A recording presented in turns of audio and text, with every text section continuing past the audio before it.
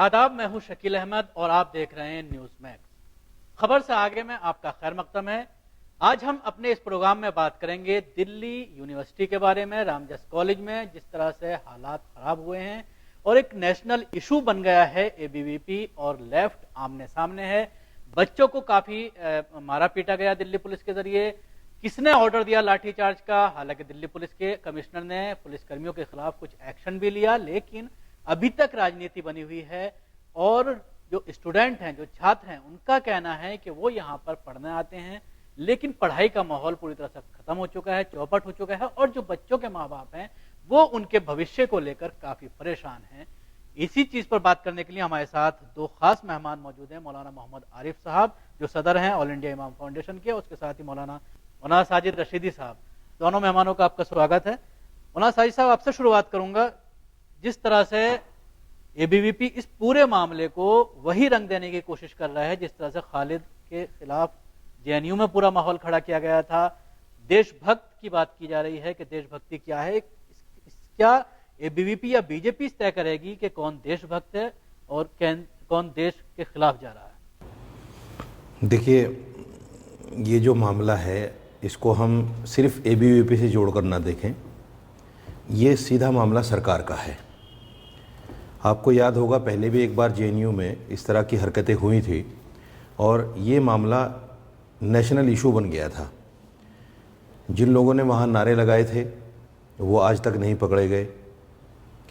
क्यों? इसलिए कि पुलिस इनकी है, सरकार इनकी है, और जो लोग नारे लगाने वाले थे वो भी इन्हीं के थे।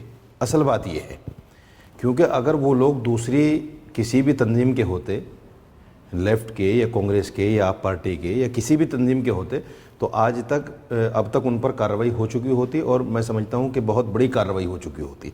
लेकिन चूँकि ये लोग एबीवीपी के थे, उनकी शनाख्त भी हो चुकी है कहीं ना कहीं, लेकिन उस पर कार्रवाई इसीलिए नहीं हो पा रही है क्योंकि ये इसको फिर दोबारा एक बार इस मुद्दे को गरमाना चाहते हैं। उमर खालिद को, कन्हैया को जैसे टारगेट किया गया और उसके बाद में जो अदालती कार्रवाई चली और जो कुछ भी हुआ, ये सब के सामने है। आज इशू ये है कि एबीवीपी वो विंग है सरकार का, बीजेपी का, जो मैं समझता हूँ उसका कनेक्शन कहीं ना कहीं पाकिस्तान की खुफिया एजेंसी आईएसआई के साथ है। और उसके बहुत सारे सबूत भी हैं। अखबारात में आपने देखा होगा जो मध्य प्रदेश से जो 11 आदमी पकड़े गए हैं, उनमें से एक आदमी ने बाकायदा उसको कबूल भी किया है और वो अखबारात में, टीवी पर वो सारी रिपोर्टें आई भी हैं। हम ये कहना चाहते हैं कि जेएनयू एक इतना अच्छा और बेहतरीन इदारा है जिसका पूरी दुनिया में नाम है।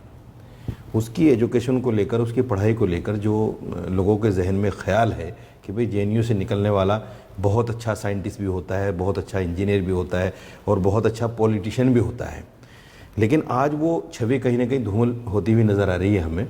और जेएनयू जो है एक सियासत का गढ़ बनता जा रहा है। उसमें बीजेपी सरकार का बहुत अहम रोल है क्योंकि लेफ़्ट पार्टीज़ का वहाँ असर है। जो भी छात्र संघ है वहाँ लेफ़्ट पार्टी के छात्र संघ ज़्यादा मजबूत हैं। उनको कहीं ना कहीं कमज़ोर करने के लिए और एबीवीपी को बढ़ाने के लिए इस तरह की हरकतें की जा रही हैं। मौलाना जी बिल्कुल, आपने एक बहुत बड़ा इल्ज़ाम लगाया है कि एबीवीपी और आईएसआई का कनेक्शन आपने जोड़ने की बात की है। मौलाना आरिफ साहब, जिस तरह से मौलाना का कहना है, क्या उमर खालिद एक सेमिनार में जाने वाले थे, वहाँ के प्रशासन ने बाकायदा उनको इजाज़त दी थी, जो रामजस के जो प्रिंसिपल हैं उन्होंने बाकायदा उनको बुलाया था, क्या उनको नहीं लगा कि उनको नहीं बुलाना चाहिए क्योंकि उसके ऊपर इल्ज़ाम लग चुके हैं, पहले एक मामला चल रहा है कोर्ट में, तो नहीं बुलाना था, या इसको ज़बरदस्ती एक रंग दिया जा रहा है? मैं आपको एक बात बहुत अहम ये बता दूं कि सिक्योरिटी एजेंसी में बहुत सारे लोग संघ माइंड के भर चुके हैं और आरएसएस का बहुत ज़माने से ये काम रहा कि उनके टीचर्स भी हैं, उनके अपने लीडर्स भी हैं, उनके अपने डीलर्स भी हैं। बहुत सारे लोग हैं जो आरएसएस से ताल्लुक़ रखते हैं। जब वो लोग आर्मी में या पुलिस में या कॉलेजेस में या स्कूल्स में जहाँ भी जाते हैं तो सबसे पहले वो मुस्लिम मुखालिफ, इस्लाम मुखालिफ, कुरान मुखालिफ और इस तरह के जो चेहरे हैं या नाम हैं उनके मुकम्मल तरीक़े से ख़िलाफ़ उन लोगों को भड़काते हैं और झूठे झूठे इतिहास उनको पढ़ा करके देखिए, हिंदुओं को फला सन में इतना मारा गया, इतना काटा गया, जो बिल्कुल झूठ वो पढ़ाते हैं। अब जो बच्चा शुरू में तालीम लेता है स्कूल में, कॉलेज में या कहीं पर वो दूसरी जगहों पर जाता है, जब उसके माइंड को इस तरह से भरा जाएगा कि मुसलमान आतंकवादी होते हैं, मुसलमान कसाई होते हैं, मुसलमान जालिम होते हैं, मुसलमानों के हाथ में तलवार होती है, वो जहाँ चाहते हैं देखते हैं, मारते हैं, काटते हैं, जब इस तरीके से बच्चों के जहन में भरा जाएगा तो जो हिंदू सेकुलर के जो बच्चे हैं, जो आज कॉलेज में स्कूल में जाते हैं, पढ़ते हैं, तो आहिस्ता आहिस्ता उनका जहन भी इस तरीके से बनता चला जाएगा। एक बात तो ये हो गई।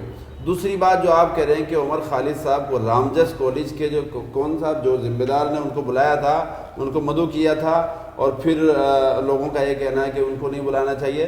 सरकार का और सरकार की पाली हुई जो इस तरह की तंजीमें जैसे RSS है और विश्व हिंदू परिषद है और बजरंग दल है, इस तरह की जो भी उनकी तंजीमें बनी हुई हैं, वो लोग इस तरह का माहौल खड़ा करते हैं और इस तरह की आवाज़ें उठाते हैं, बाकायदा कोर्ट में जाकर के बात कहते हैं, देखिए साहब फला आदमी के ऊपर इल्ज़ाम है। बल्कि कई अखबारात की मैंने सुर्खियाँ इस तरह की भी देखी हैं कि कहीं अगर कोई बच्चा गलती से किसी वजह से मुलजिम बन गया तो बाकायदा उसको मुजरिम कह दिया जाता है। और इसी तरीके की इनकी एक तरह से लॉबी तैयार कर रही है, अपनी एक तैयारी कर रही है, काम कर रही है कि किसी भी तरीके से मुस्लिम जो बच्चे जो बहुत अच्छे काम करने वाले, जो पढ़ रहे हैं, जो बहुत अच्छे माइंड के हैं, उनके ऊपर ज़र्रा बराबर इल्ज़ाम लगा करके लोगों के जहनों में बता दिया जाए कि ये लोग ऐसे हैं। जबकि इल्ज़ाम तो दसियों साल चलता है, 15-20 साल चलता है, 25 साल चलता है, उसके बाद भी सुप्रीम कोर्ट में या हाई कोर्ट में आखिर फैसला ये आता है कि इनके ऊपर ये जो इल्ज़ाम लगाया गया था। जी बिल्कुल मौलाना साजिद साहब, इनका ये कहना है कि जिस तरह से सिर्फ महज इल्ज़ाम लगाने की बुनियाद पर उसको सोसाइटी से बॉयकॉट नहीं किया जा सकता, या इल्ज़ाम जो लगे हुए हैं उसको पूरी तरह से उसके ऊपर साबित नहीं किया जा सकता। इस मामले की अगर बात की जाए, इस मामले में भी अचानक एक वीडियो आ गया निकल करके जिसमें देशद्रोही नारे लगाए जा रहे हैं। ऐसा ही JNU में हुआ था और उसी को बार बार बुनियाद बना करके पुलिस में दिया जा रहा है। सबसे बड़ी बात यह है जिस दिन ये हंगामा हुआ तो उस दिन किसने वहां पर दिल्ली पुलिस को ऑर्डर दिया कि वो लाठीचार्ज करे, ये अभी तक पूरी तरह से क्लियर नहीं हो पाया है, कोई जवाबदेही दिल्ली पुलिस की नहीं है। तो आखिर इस तरह के वीडियो अचानक कहां से निकल कर आ जाते हैं? अब एडिटिंग है।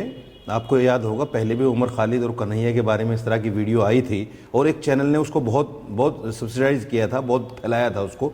जी न्यूज़ चैनल ने उसको, हम कह सकते हैं साफ तौर से, उन्होंने फेक वीडियो जो है दिखाई थी और उसका बहुत शोहरा हुआ था। लेकिन जब उसकी जांच की गई तो वो झूठी पाई गई। इस तरह की एडिटिंग हो जाती है। मेरा मकसद ये है कि जब, जैसे आरिफ साहब ने कहा कि देखिए जब भी मुसलमान का नाम आता है इस तरह की बातों में तो उसको तो मुजरिम बना दिया जाता है, आतंकवादी बना दिया जाता है। लेकिन वहीं जब मध्य प्रदेश से कुछ लोग पकड़े जाते हैं और उनका कनेक्शन बाकायदा मिल जाता है, लेकिन उनको जो है आतंकवादी नहीं कहा जाता या हिंदू दहशतगर्द नहीं कहा जाता।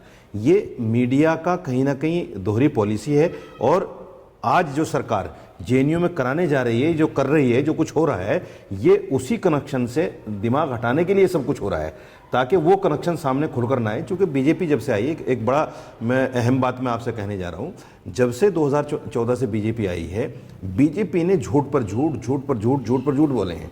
लेकिन साथ साथ ये भी किया है कि एक झूठ को जब वो साबित नहीं कर पाए तो एक नया झूठ बोल दिया ताकि उससे जहन हट जाए, दूसरी की तरफ लोग लग जाएं।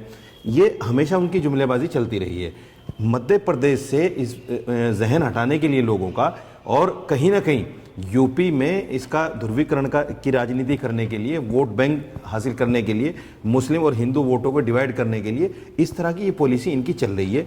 कब्रिस्तान, शमशान और बहुत सारी चीज़ें जो ये लोग ला रहे हैं, ये सिर्फ कहीं ना कहीं मुसलमान और हिंदू वोटों को एक तरफ करने की बात है। मौलाना आरिफ साहब, ABVP की अगर हम बात करते हैं, हैदराबाद यूनिवर्सिटी में जिस तरह से रोहित वेमुला का मामला सामने आया, नजीब का मामला सामने आया, उसमें आज तक नजीब का पता नहीं है, महीनों बीत गए और पूरी तरह से जो ABVP के छात्र थे जिन्होंने उसको मारा था, जो भी पूरा मामला हुआ था, उनके नामजद FIR हैं, लेकिन उसके बावजूद उनको कुछ नहीं किया गया दिल्ली पुलिस के जरिए और आज तक उसको नहीं ढूंढा गया। क्या ABVP को ही पूरी तरह से देशभक्ति की जिम्मेदारी है? जिसको चाहे वो देशभक्त का सर्टिफिकेट दे, जिसको चाहे वो कह दे कि देशद्रोही है। तो क्या किस तरह का माहौल ये बनाया जा रहा है देश के अंदर? अखिल भारतीय विद्यार्थी परिषद जो है, जिसको ABVP कहते हैं, असल में इन लोगों ने एक ड्रामा तो ये है कि भारतीय जनता पार्टी, एक तो अपना नाम ये लगा लिया, दूसरी ये कि अखिल भारतीय विद्यार्थी परिषद ABVP। तो यहाँ पर देखिए, वो मुस्लिम हो, सिख हो, ईसाई हो, हिंदू हो या बौद्ध हो या कोई सा भी मज़हब हो, जो इस मुल्क में रहता है, आप बाबा साहब अम्बेडकर की पूरी एक लॉ की एक वो पूरी हिस्ट्री उठा करके देखें। जब 21 से लेकर के 27 तक आप एक्ट पढ़ेंगे, उसमें ये होगा कि सब लोगों को अपने धर्मों की, अपने कुरान की और अपनी किताब की, गीता ग्रंथ वगैरह के तरीके से जीने का हक है। अगर इस तरीके से ये लोग बार बार कहेंगे कि साहब आपको ये पहनना है, आपको वहाँ जाना है, आपको इतने बजे आना है, आपको ये खाना है, आपको उनसे मिलना है, आपको इतने लोगों के साथ जाना है, आपके कमरे में वो नहीं आएगा, आप उनके यहाँ नहीं जाएंगे, ये इस तरह की अजीब हरकतें हैं। कल मैं इधर था, क्या नाम, जैतपुर में, वहाँ पर मैं अपनी गाड़ी से गुजर रहा था, जाते जाते वहाँ 2 लड़की, एक लड़का बेचारा, वो मेरे ख्याल से दलित थे, वो वहाँ कुछ गुजर लोगों के मकानात हैं जैतपुर में, उनको रोका और वहाँ जाने के बाद उनको बिला वजह खामखा मार रहे हैं, यहाँ क्यों रुके हो, यहाँ से क्यों जा रहे हो, तुम्हें मोटरसाइकिल किसने दी है, तुम इस तरह से क्यों घूम रहे हो, तुम्हें इस तरह की इजाज़त किसने दी है। ये तो मेरी सामने की इस तरह के 2-3 वाक़यात हैं, नहीं तो आप टीवी में, अखबारात में जब पढ़ते हैं तो अजीब सा एक दिल दहलता है, और मतलब एक तरह से खौफ होती है कि दलितों के ऊपर या गरीब लोगों में, बार बार मुसलमानों का जो लोग नाम ले रहे हैं, मैं नहीं लेता, मुसलमान आज के वक्त में बहुत अच्छा है, कारोबार में भी बहुत अच्छा है, तालीम में भी बहुत अच्छा है, उनके अपने इदारे भी बन रहे हैं। मैं उनको शाबाशी देता हूँ, अपने रहनुमाओं को, अपने दानिशवरान को, जो कॉलेज से या स्कूल से या मदारिस से ताल्लुक़ रखते हैं। आज अल्हम्दुलिल्लाह हमारे तमाम बच्चों की तालीम और तरबियत और अपने कारोबार की तरफ उन बच्चों को लगा रहे हैं, जो आइंदा इंशाअल्लाह चल करके 10-5 साल में एक बहुत बड़ी जमात बन करके तैयार होगी। और हम इस तरह की जो फ़िरका परस्त तंजीमें हैं या इस तरह के जो छात्र संघ हैं, इनसे हम अपना लोहा मनवाएंगे। और हम लोगों ने शुरू कर दिया है, दलितों ने भी एक तरह से ये समझ लिया कि जब ये लोग हमें मंदिरों में या इस तरह के प्रोग्रामों में नहीं जाने देते तो उन लोगों को लगा कि मुसलमान लोग बहुत अच्छे होते हैं, शांति वाले होते हैं, अमन वाले होते हैं, तो हमें भी उन लोगों के साथ जाना चाहिए। तो इन लोगों के पेट में दर्द हो रहा है कि ये लेफ्ट जो संघ है वो कहीं ऐसा ना हो कि मुसलमान छात्रों को लेकर के कहीं हमारी फ़िरका परस्ती का मुकाबला करने लगे और हमारा एक तरह से नामो निशान ख़राब हो जाए और हमारी नेतागिरी ख़त्म हो जाए। अगर इन लोगों की नेतागिरी ख़त्म होगी तो चूँकि इनके पीछे जो बीजेपी और RSS का जो माइंड काम करता है, उनको बाकायदा ये कहा जाता है कि फ़लाँ यूनिवर्सिटी में अगर मुसलमान बच्चों की या दलितों की बढ़ोतरी हो रही तो इनको इतना डराओ, इतना यार ये देखो ना सही, नजीब साहब जो नजीब को जो बेचारे को जो पीटा गया था, जो 2-3 दिन उसको इधर उधर किया गया, मैं नहीं समझता कि उसको 1 घंटे के बाद मारा या 5 दिन बाद मारा। ये तो एक तरह से ट्रेलर था जब पूरी दुनिया में, सिर्फ हिंदुस्तान में ही, जब नजीब के खिलाफ आवाज़ उठाई कि साहब इन लोगों ने उसके साथ गलत किया है, उसकी जांच होनी चाहिए, उसकी पड़ताल होनी चाहिए। और जिन लोगों ने ये सब कुछ, आपका कहने का एक तरह से आपका कहना यह है कि उनके खिलाफ नाम दर्ज FIR भी है। जब उनके नाम दर्ज FIR है तो उनके खिलाफ कार्रवाई इसलिए नहीं होती। मैं आपको बताता हूँ कि मैं इसको बहुत पहले बता चुका हूँ कि RSS जहनीत के लोग पुलिस में लोग मौजूद हैं। अगर ये लोग उनके खिलाफ जाएंगे तो उन्हीं के तो वो बच्चे होते हैं, तो उनके खिलाफ नहीं कर सकते। मौलाना साजिद साहब, जो इस तरह की चीज़ों के खिलाफ आवाज़ उठाते हैं या ABVP के खिलाफ विरोध करते हैं, तो उनको तरह तरह की धमकियां दी जाती हैं। एक बहुत ही अफसोसनाक बात अभी सामने आई है, कैप्टन हरदीप सिंह जो करगिल के शहीद हैं, उनकी बेटी, उसको धमकियां दी जा रही हैं। गुरमीत कौर जिसका नाम है, वो फेसबुक पे उसने एक पोस्ट शेयर की थी कि मैं ABVP से नहीं डरती, तो उसको रेप तक की धमकी दी गई। तो किस सिमत जा रहा है ये मुल्क? देखिए, ये अफसोस की बात है कि एक शहीद की लड़की को इस तरह की धमकी दी जाए। ये बहुत बड़ा एक नेटवर्क है जो सोशल मीडिया पर कहीं ना कहीं एक्टिव है, और इस तरह के जो लोग जो भी अच्छी आवाज़ उठाते हैं, अच्छी बात करते हैं, उनको कहीं ना कहीं डराने, धमकाने और गालियां देने का काम करते हैं। ये सच्चाई है।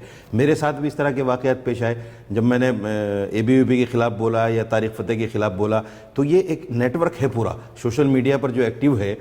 आज भी मैंने एक ट्वीट किया तो उस पर लोगों ने गालियां देनी शुरू कर दी। तो ये सब वही लोग हैं, ABVP के छात्र हैं। दूसरे, BJP ने जो अपना एक सोशल नेटवर्क फैलाया है, उस सोशल नेटवर्क की जिम्मेदारी ये है कि वो 5000 ID रोजाना क्रिएट करते हैं। 1000 लड़के IT के लगा रखे हैं। बिल्कुल बिल्कुल बिल्कुल, उनको बाकायदा पैसा दिया जाता है और वो इसी काम के लिए।